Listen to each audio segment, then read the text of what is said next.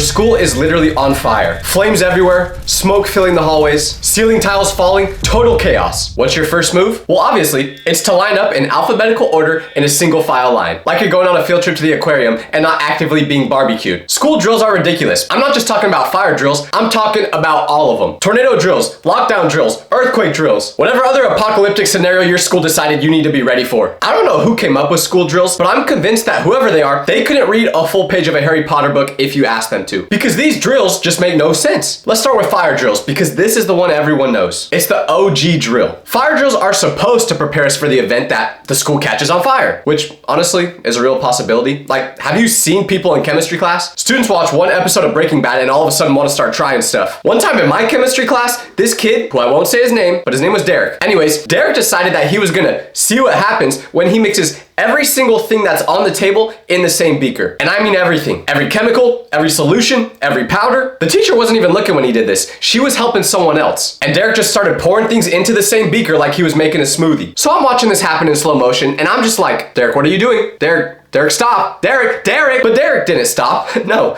Derek never stops. And after a little bit, the beaker started smoking. And not just like a little bit, no. There was smoke surrounding the classroom. It was like, we need to evacuate the building type of smoke. So of course, the fire alarm went off. Not because of a drill, but because of Derek. And you know what the teacher said right when that fire alarm went off? All right, everyone, line up at the door. Line up at the door? Derek just created mustard gas and you want us to line up at the door? But we did it. We lined up like the good little boys we were, almost passing out, and we walked slowly out of the building, all while Derek's chemical weapon dispersed through the ventilation system. And from that day on, there would be points in time where whenever I stood up, I would just randomly get lightheaded. And this never happened before that day. So I'm convinced because we had to line up in alphabetical order in front of the door instead of just running out of that room as fast as possible, I got something wrong with me that day. Derek got suspended for 3 days for doing this, and he was pretty happy to say the least. The point is, fire drills are insane. First of all, let's talk about the fire alarm sound, because whoever designed that noise had one goal in mind, and that was to make students suffer. The alarm is so loud, it could wake someone's grandma up that's in a coma. It could shatter bulletproof glass. There'd be times where I'd be sitting in class at 8:30 in the morning, barely conscious. My eyes are half closed. My brain's running on like 2% battery, just trying to make it to lunch. And then suddenly,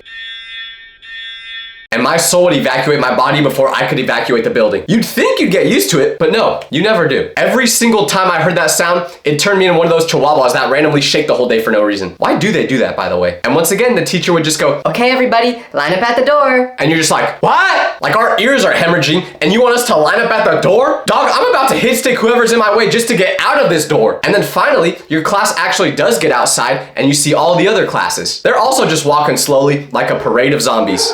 I used to see kids walking out of their classes with their hands over their ears, trying to protect what was left of their hearing, and the teachers had the audacity to tell them to put their hands down. Sorry, little Timmy, I know your eardrums are bursting right now, but I'm gonna need you to take your hands off your ears. Thank you. What do we need our hands down for anyway? In case we need to catch the fire? Are we gonna high five all the other people who made it out? Good job escaping the fire, bro. Yeah. And here's the thing that really gets me. Here's what keeps me up at night. In a real fire, no one's walking in a single file line. If there's actual flames, actual smoke, actual real danger inside that building, everyone in there is turning into prime Derrick Henry. It's about to look like Olympic tryouts with the way students will be hurtling over desks, shoving grandmas out the way, doing whatever it takes to get out of there as fast as humanly possible. And that's not me being dramatic, that's just the truth. It's just survival instincts. This is what kept our ancestors alive when they were being chased by saber-toothed tigers. Shout out to all our ancestors, by the way. I feel pretty bad for them. They never got to doom scroll. And you know what else I don't understand about fire drills? Why do the teachers take attendance making sure everyone is here? Because if you're taking attendance on that grass while the school is burning down and you find out Kevin and Miles are missing, what's the plan then, huh? Is she gonna heroically charge through the flames to find Timmy, who's been in the bathroom for the past half hour? No, she ain't doing anything. So what was even the point of the head count? Just to have accurate records for the memorial service? Oh, so it looks like we're missing 2 students. That's unfortunate. Anyways, does anyone have any questions about the homework? And 9 times out of 10, if there is a student missing during a fire drill, odds are they just left school when they heard that bell ring and went to Taco Bell. But fire drills aren't even the worst ones. At least with fire drills, the plan makes some kind of sense. Get out of the building. Simple. The way they do it is flawed, but at least they're trying. Tornado drills, on the other hand, make absolutely no sense. Like, None whatsoever. Now, I don't know why we even did tornado drills at my school, considering the fact that I went to school in California. Like, the closest thing I've ever experienced to a tornado is when I went through a self-service car wash. But despite this, we had tornado drills multiple times a year. And the tornado drill procedure is absolutely wild. So the tornado alarm would go off, which was different from the fire drill alarm, but equally annoying. Sounded like a dying whale pretty much. Very soothing. But instead of going outside like during a fire drill, this time everyone would gather into the hallway and we'd get down on our knees, face the wall, and put our hands on the back of our head. That was it.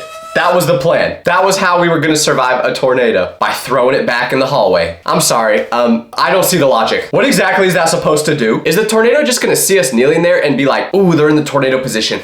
Guess I'll leave them alone. They clearly know what they're doing. Like, I'm just gonna say what we're all thinking. If a tornado hits our school, we're all gonna be on the back of a milk carton the next day. Like, we ain't making it past that. We're done. It doesn't matter if we're kneeling, laying down, doing a handstand. I'm not sure the people who created these drills know what a tornado really can do. A tornado will pick up your entire building and yeet it into the next county. I've seen it. Well, at least like on YouTube I have. And we couldn't even talk during these drills. Not at all. We had to be completely silent or else we'd get in trouble. And I get the logic behind that one, right? You don't want the tornado to hear you. Like, it's gonna change direction if it hears Arnold yapping in the hallway. I wasn't gonna go over the school, but I'm pretty sure I just heard Johnny sneeze. Let's go destroy his whole campus now. Let's talk about the position. The duck and cover, the fetal position, the I've accepted my fate pose. You're telling me that if a tornado hits, the best I can do is curl up into a ball and wish for the best? What is it protecting? My neck? From what? Flying debris? Let me just tell you this. If the roof is collapsing and there's debris flying at me fast enough to hurt my neck, me putting my hands over it isn't gonna do anything. I feel recoil just when I give people high fives. So a piece of wood flying at my head at 200 miles per hour is going straight through my hands. But we practice it like it's gonna save our lives. Like, this one simple trick is the difference between life and death. Matter of fact, has anyone watching this ever actually experienced a tornado at school and did this position? And if so, did it work?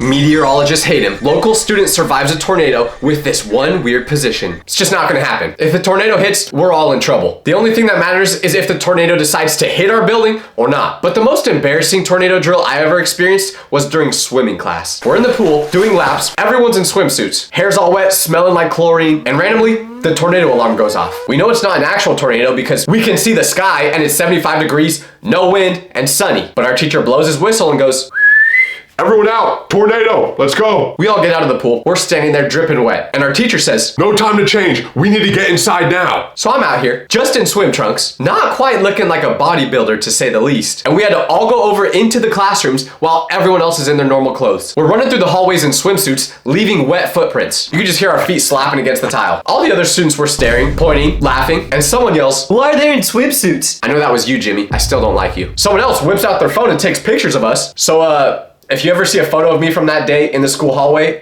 it was AI, okay? It was AI. So then, we had to do the AO position you do during tornado drills, but soaking wet. And we're just in that position for probably 10 minutes. But since I'm wet, there's water leaking from my body onto the ground. And eventually, it leaked all the way to the student that was sitting next to me. So he got mad and said, Bro, did you just pee on me? no. But he said it so loudly that I saw a bunch of people turn their head and definitely think I did do that. Now we need to talk about lockdown drills. Now you guys all know, this is my bread and butter. This is my time to cook right here. I'm a pro when it comes to these. This is where things get intense because lockdown drills are a uniquely American experience. Like, correct me if I'm wrong, but I'm pretty sure other countries don't even practice this. They're over there doing fire drills, maybe earthquake drills, and tea parties or whatever they do in Europe. That's it. But in America, we have lockdown drills because we're America and we can't have nice things. Well, except for Chick-fil-A. It's weird that you guys don't have that in any other countries yet. It truly is amazing. The perfectly crusted chicken, the waffle fries, and the sauce. Oh, the sauce. Wait, what was this video about again? Oh, okay, drills, here we go.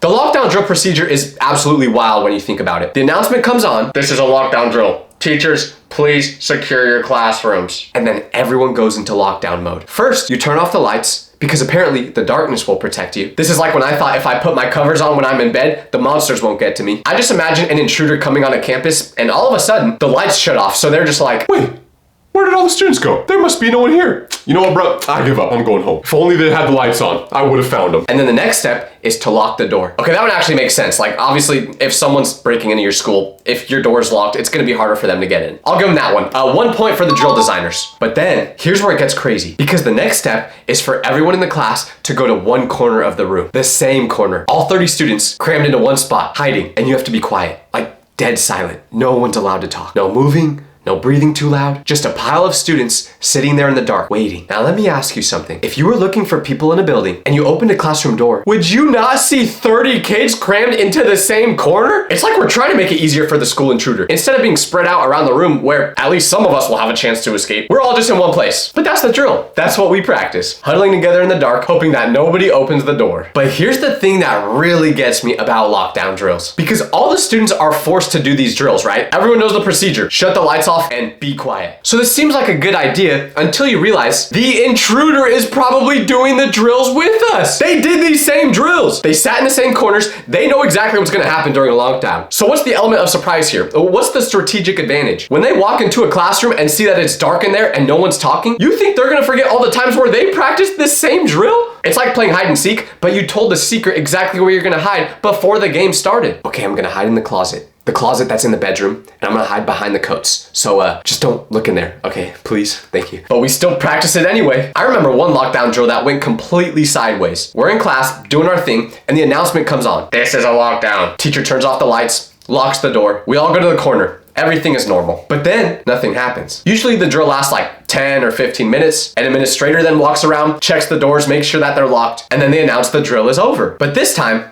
we're sitting there for 20 minutes, and then 30 minutes, and all of a sudden 40 minutes. So we started to think, wait, is this a real lockdown? Maybe this isn't a drill. And because we're all crowded together, people are starting to get antsy. We're crammed in this corner. It's hot. It's uncomfortable. Someone definitely farted and isn't owning up to it. The air is getting thick with tension and mystery gas from the students that were just in PE the period prior. Our teacher was trying to stay calm, but you could tell they were confused too. She keeps checking her phone and then looking at the door, like waiting for some update. Eventually, an hour goes by. A full hour of sitting in the dark, in the corner, in silence, just marinating in someone's fart. And now people are starting to freak out. Is this real? Did something actually happen? Why is this taking so long? Is this how it ends? I saw some kids start to text their parents, Mom, I love you, Dad, I love you. There was one kid who must have just not liked his parents because I saw his text message which said, it's finally time. Some kids are making jokes. One kid fell asleep, just completely passed out, and started to snore. I respect that, honestly. But then finally, after an hour and a half, the announcement comes on. Lockdown drill is over. Thanks for your cooperation. That's it. No explanation, no apology, just the drill is over, go back to learning. We later found out that the speakers stopped working, so they had to go to every classroom individually and tell them the lockdown was over. But I don't know if somehow they just missed my classroom or what, because they never did that. But the worst experience I ever had with a school lockdown was all because of my phone. Because during lockdown drills, like I said, you have to be completely silent, not a whisper. Not a peep, total silence. The idea is that if you're quiet, nobody will know you're in there. The room will seem empty, so danger will pass by. But one time during a drill, I got so bored of just sitting there doing nothing that I pulled out my phone and tried to start playing Clash of Clans. But unfortunately, my volume was not off, and that stupid ringtone on that stupid game is so loud. So I opened the app and it went.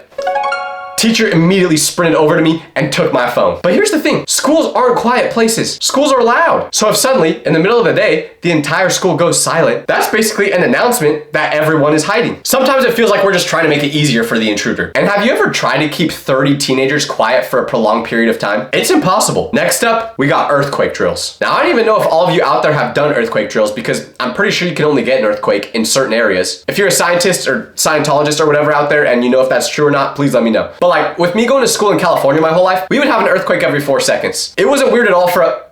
Oh wait, I think we're having one right now actually. Do you feel the ground shaking? Wait. Oh no, that's just my dad in the bathroom. Anyways, when you feel the earth shaking beneath you, the game plan here is pretty simple. You just hide right under your desk and pray. That's all. And if your classroom happens to collapse, oopsie. I will say this, out of all the drills, the earthquake one is pretty valid. Like whoever thought of this one was kind of cooking. I mean, the desks are pretty much made of steel, so they're safe to hide under. Like think about this, out of all your years in school, have you ever seen a desk break? I haven't, and I've had one thrown at me before. Don't ask why. But anyways, they're pretty safe protection. Personally though, if I feel a heavy earthquake incoming to the point where I think the roof might collapse, I'm jumping out the window. I don't care how many times I practice crouching under my desk. If I ever feel the slightest shake in the ground, I'm out of there. It'd be like this. So if you carry 67 to the power of 2, then you get 40... Oh no, there's an earthquake. Wait, why did Tyler just jump out the window again? I don't know, but that's the third window he's broke this week. Even if jumping through the window doesn't work, at least the last position I was in wasn't the face down, cheeks up pose that you do during tornadoes. Now let's talk about the different types of students during these drills, because I guarantee you fall under one of these categories. Every school has these exact people. First, You've got the kid who takes it way too seriously. They treat these drills like the real thing. It's like when that alarm goes off, they become a veteran having flashbacks to the war. I remember one time during a fire drill, I had one of these kids in my class, and the moment the fire alarm went off, he sprinted over to the wall, grabbed the fire extinguisher, and told everyone to get in a single file line behind him. No one listened to him, of course, but what made it really funny was the teacher then said, Michael, just shut up, dude. all these students are definitely future ROTC kids. But then you've got the complete opposite. You've also got the student that doesn't take these drills seriously at all. Oh, the fire alarm went off? Cool. Time to go walk a marathon around the school. Maybe I'll travel to Europe during this drill. They're going everywhere except to the field where you're supposed to go. What's that? Oh, there's a lockdown drill happening? I think you mean nap time. The lights are off, everyone's being silent. This is the perfect time to catch up on the 4 hours of sleep I got last night from doom scrolling too much. Like there was a time where my high school got a bomb threat called in. I know, whoa, that's a little more serious than a fire alarm going off. I don't know who was beefing with 15-year-olds enough to call this in, but anyways, we never practiced a bomb threat drill before, so no one knew what to do. So the teachers just made every class assemble in the good old alphabetical order line, and we went outside, forcing us all to touch grass against our own will. And we're out there for a while, assuming this is just a drill, and nothing serious is going on. People were taking this so unseriously that I remember looking around and seeing a huge game of Duck Duck Goose between like 50 students, as if there wasn't literally a SWAT team entering our school at that same moment, making sure there wasn't a Call of Duty kill streak in one of the classrooms. And for some reason, one kid had a football with him, so all of a sudden, people are running a pickup football game while we're waiting to see if the school's gonna explode or not. And of course, the teachers tried to stop it, but the students would just use them as blockers to get another touchdown. And by these students, I also mean me, because I was playing in that game. So most people don't take drills seriously at all. And I don't blame them. The rules are ridiculous. They need to be changed. So if you're watching this right now, show this video to your teachers, your principal, your vice principal, your janitor, and tell them to hire me, and I will personally come to your school and come up with better drills. I'm being serious, by the way. I'm unemployed. I need a job really bad. Someone please help me.